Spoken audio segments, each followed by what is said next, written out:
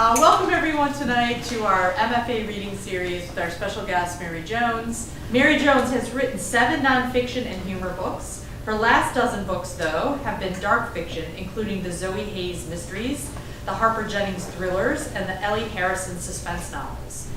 We need to sit up tall, Susan said. I closed my eyes, centering myself. Coach Everett had told us to row with our eyes closed so we could sense the boat moving in the water. I closed mine to escape the squawking of the bow. No good, Susan kept it up. She began to narrate each stroke, start to finish, in an annoying sing-song cadence. Hands away fast, swing with our bodies. Now slow slide, roll our oars early, and catch. Okay, I'd had enough. Susan, I called, still rowing. Can we just row? What? Please, just steer the boat and pull the drills. Can you not talk so much? I'm the bow. I'm supposed to tell you what to do. But you're talking nonstop. I can't focus on rowing. All I can think about is you talking. Excuse me? She was appalled at my insubordination. I can't believe this. Let it run. That means stop rowing. Our oars slapped the water as we floated to a stop. I twisted around to face her. What's your problem, Zoe? You don't like me being bow? I didn't ask to be. Coach Everett made me bow. I have no problem with your being bow. Obviously you do. You can't stand not being in charge, even in a damn boat. This is about your control thing, isn't it? Oh dear, she was making it personal. She knew me too well, even I knew what my issues were. Susan, no, it's not about me. I don't need to be in control. Really? It's not about control, then what? Your trust thing? You don't trust me to be bow. Is that it? You don't think you can rely on me? I closed my eyes and took a deep breath. Susan, this is not about trust or control. It's not about me. I really don't mind you being bow. I just mind you being the bow from hell. Oops, that was harsh. I felt her recoil, wounded and defensive. How am I the bow from hell? You criticize my every move. No way, I do not. Oh, please, Susan. I just want to do my job. I'm responsible for how the boat moves. You want to move the boat? Focus on your own rowing instead of mine. My rowing? What's wrong with my rowing? The conversation wasn't going well. I couldn't stop myself, though. We're both beginners, Susan. Neither of us is perfect. Zoe, don't move. Set the boat. I can't set the boat. My oar's stuck with yours. Oh, shit. Susan flailed at her starboard oar, tipping us even further. Susan, stop. We're flipping. Susan stopped. In fact, she held completely still. Dear God, she breathed. A floater. What? A floater. We hit a floater. Careful not to shift my weight, I turned to look. At first, all I saw was bloated cloth adrift on the water.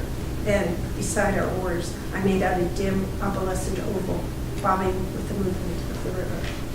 I stared, and the pale oval took on definition. It had features. A nose.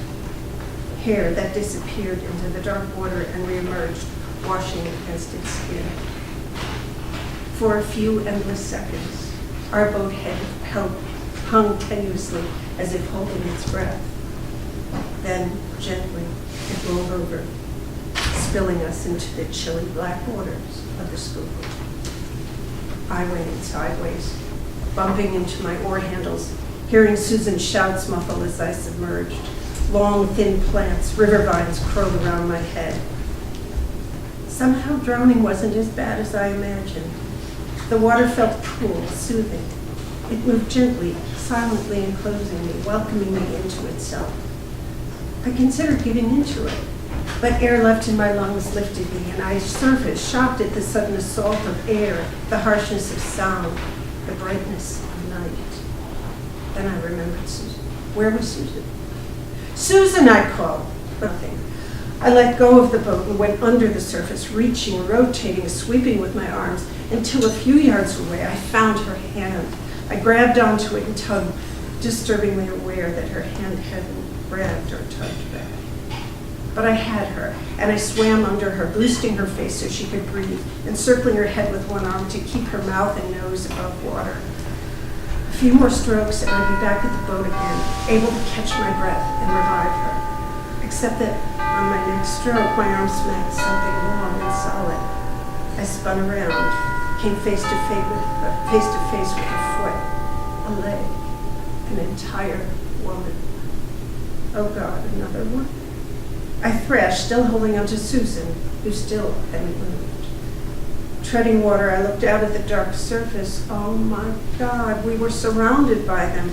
Dead women bobbing limply on the surface. I kicked away, rammed drifting shoulders and thighs. How many were there? 6? 8? I wanted to swim away, but couldn't. I had Susan. Oh Lord, she still hadn't moved. Was she dead? Shivering, I let her go. The night sky revealed her blue waterlogged features, her unfamiliar bloated face. A noise rose from my belly, something between a bellow and a moan, and I thrust myself backward, crashed into the woman I just released, and rebounded into the arms of the woman in the billowing dress. What was happening? I was caught in a swarm of dead bodies. And where was Susan? Oh, it was nothing more than a squeak. Had I imagined it? The water slapped at sounds, distorting them, drowning them out. Susan? Oh, it came from the other side of the hull, near the bow. Her groan revived me, and I managed to crawl through the throng of bodies around the boat. Susan clutched the bow, staring and dazed. Oh, she gulped, her gaze riveted to the water. Oh. We held onto our boat and each other, drifting under the stars, gaping at clothing, limbs, faces. I stopped counting at 13. Dead women, their bodies floating down the river in an island of flesh.